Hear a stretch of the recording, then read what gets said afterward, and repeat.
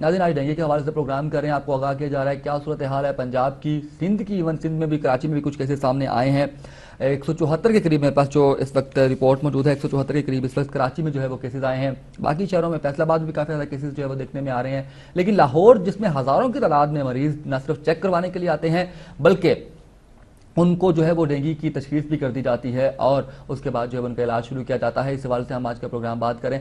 हमने अभी जो है वो होम्योपैथिक डॉक्टर के हवाले से बात की, हमने अभी जो है वो एलोपैथिक डॉक्टर के हवाले से बात की। लोकल गवर्नमेंट के कुछ लोगों को हमने टेलीफोनिक बीपर पर लिया, उनसे पूछा कि क्यों इस तरह की सूरत हाल सामने आई। तालीमी इदारों के हवाले से हम थोड़ी सी बात करेंगे। उस हवाले से हम कुछ जो है वो लोगों को अपने प्रोग्राम में शामिल करेंगे, कुछ माहिर तालीम को, कि इस हवाले से जो ये स्टेप लिया गया है यूनिवर्सिटीज़ को बंद करने के लिए, उनको उसको वो किस नज़र से देखते हैं। नाज़रीन, इसी हवाले से डेंगू के हवाले से हम बात कर रहे हैं। अपने प्रोग्राम में शामिल किया हमें डॉक्टर मोहम्मद इलियास अंसारी साहब को।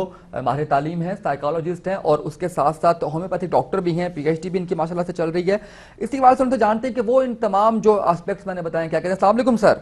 वालेकुम अस्सलाम। जी डॉक्टर साहब, ये आगाह कीजिएगा, आप हमें एक माहिर तालीम के तौर पर मैं आपसे पूछता हूँ कि जो ये एक फैसला लिया गया है तालीमी इदारों को बंद करने के हवाले से, किस नज़र से देखते हैं आप? मेरा ख्याल है कि इस फैसले को जो है वो रिवाइज करने की और रिव्यू करने की जरूरत है। जी। यकीनन अगर लोगों को जो है वो इस चीज से बचाना मकसूद है डेंगू के हवाले से, सबसे पहले बुनियादी चीज तो ये देखिए कि जी मच्छर जिस वक्त हमलावर होता है वो टाइमिंग्स कौन सी हैं। पहली बात तो ये है जी। उसमें मोस्टली तालीमी इदारों, खासतौर पर स्कूल के बच्चों के हवाले से अगर हम बात करें तो वो तो वैसे ही बंद होते हैं उस वक्त, पहली चीज। अच्छा, दूसरी चीज ये है कि फिर भी बतौर एहतियात एज अ प्रीकॉशनरी मेजर अगर हम स्प्रे कर रहे हैं उन तालीमी इदारों में, जो कि एक बहुत अच्छी बात है अगर हम इस तरह से कर रहे हैं तो। अब ये देखिए कि अब लाहौर शहर को फॉर एग्जांपल हम बात करें, 75 लाख आबादी वाला शहर है।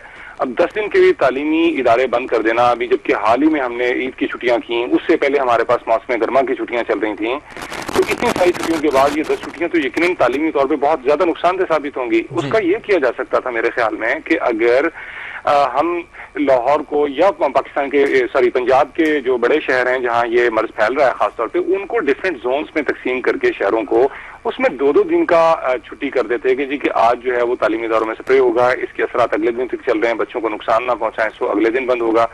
तो वो एक जोन के स्कूल सिर्फ 2 दिन के लिए बंद होते हैं। इस तरह से ग्रेजुअली इसको कंट्रोल करने की कोशिश की जा सकती थी, ना कि ये कि 10 दिन की छुट्टियां कर दी जाएं, जिससे तो बहुत बड़ा तालीमी नुकसान होता है। जी सर, आपसे ये पूछना चाहूंगा एक साइकोलॉजिस्ट के तौर पे, आपका माशाल्लाह काफी जो है वो एक्सपीरियंस है इस हवाले से, आप ये आगाह करें कि जो खौफ व हरास की जो सिचुएशन पैदा हुई है पूरे लाहौर में, हर इंसान जो है वो एक शक की निगाह से अपने आप को देख रहा है कि कहीं मुझे डेंगू तो नहीं हो गया, इसको किस तरह से कम किया जा सकता है? देखिए, मैं समझता हूँ कि बुनियादी तौर पे ये जहाँ पे भी वबाई अमराज फैलते हैं या इस तरह की चीजें जो ना हमलावर होती हैं, वो एक नफसियाती जो ये कैफियत होती है, बिल्कुल आप सही कह रहे हैं कि ये पैदा होती है। अच्छा, अब इसका सोल्यूशन क्या है, इसका हल क्या है? बुनियादी चीज ये है कि अब ज़ाहिर है कि मुसलसल हमारे यहाँ टीवी चैनल जो हैं वो मौजूद हैं, आगही जो है वो मुसलसल जारी है, हर लम्हा की खबर जो है बर्क रफ्तारी के साथ फौरी तौर पर टीवी के जरिए से लोगों तक पहुंच जाती है।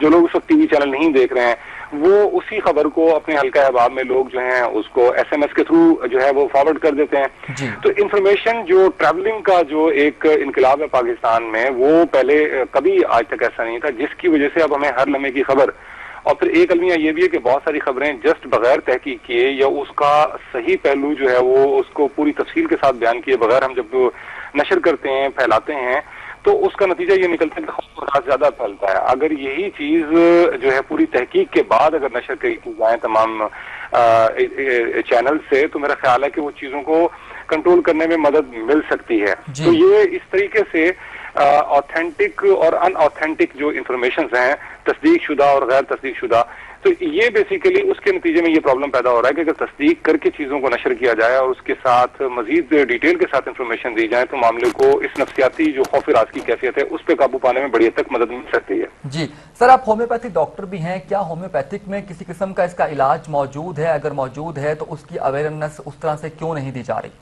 बुनियादी तौर पे जो होम्योपैथिक मेडिसिन है उनमें दीगर मेडिसिन के साथ साथ एक मेडिसिन चाइना के नाम से, उस मेडिसिन का नाम चाइना है, यानी इसका ताल्लुक चीन से नहीं है, इस मेडिसिन का नाम ही चाइना है। जी।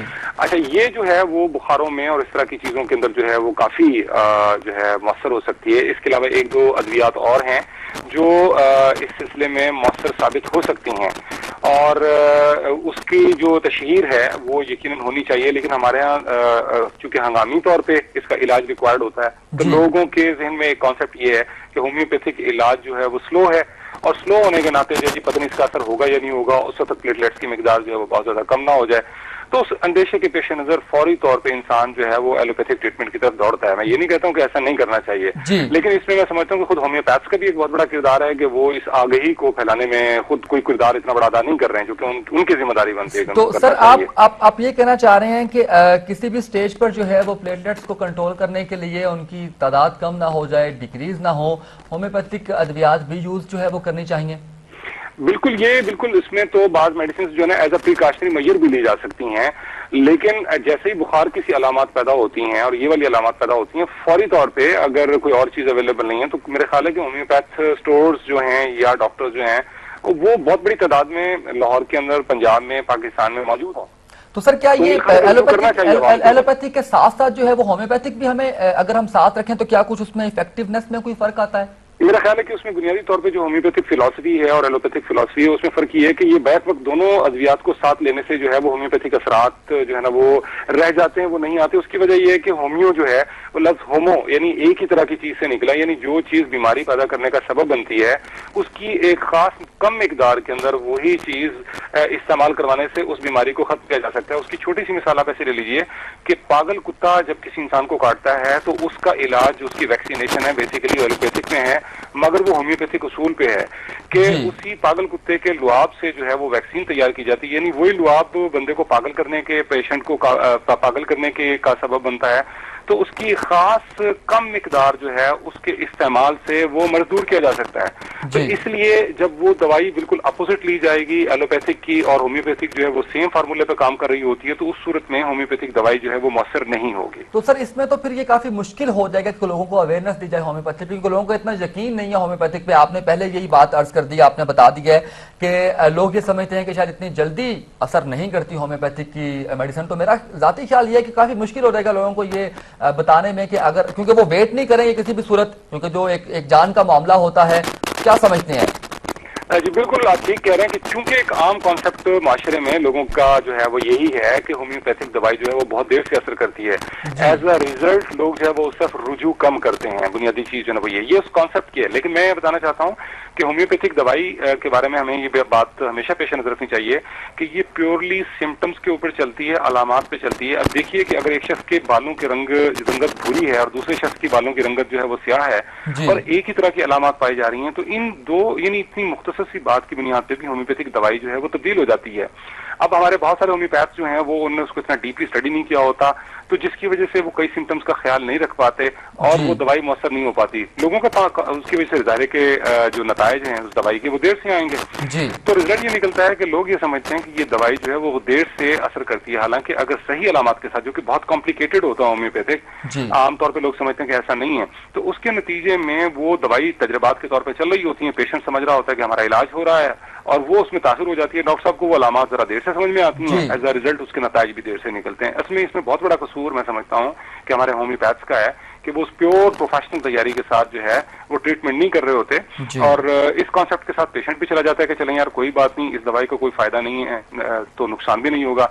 इस सारे कॉन्सेप्ट ने वो इतनी तबाही फैलाई है। तो इस हंगामी हालत में जबकि डेंगू के अंदर जो है आपके पास टाइम नहीं होता कि आप वेट करें इस चीज का, तो यकीनन पेशेंट को नफ्सियाती तौर पे कायल करना कि नहीं इससे ठीक हो जाएगा, वो एक मुश्किल काम है, मुश्किल मरला है। और सर ना सिर्फ पेशेंट को बल्कि उनके जो है वो घर वालों को। डॉक्टर साहब आपका बहुत शुक्रिया, आपने इतना टाइम दिया हमें। डॉक्टर मोहम्मद इलियास अंसारी साहब हमारे साथ टेलीफोन लाइन पर मौजूद थे, माहिर तालीम हैं, साइकोलॉजिस्ट हैं और उसके साथ होम्योपैथिक डॉक्टर भी हैं। हमें आगाह कर रहे थे होम्योपैथिक अद्वियात के हवाले से कि इसके असरात के हवाले से कि इसमें भी इलाज मौजूद है और प्रिकॉशनरी मेजर के तौर पर भी लिया जा सकता है इनको।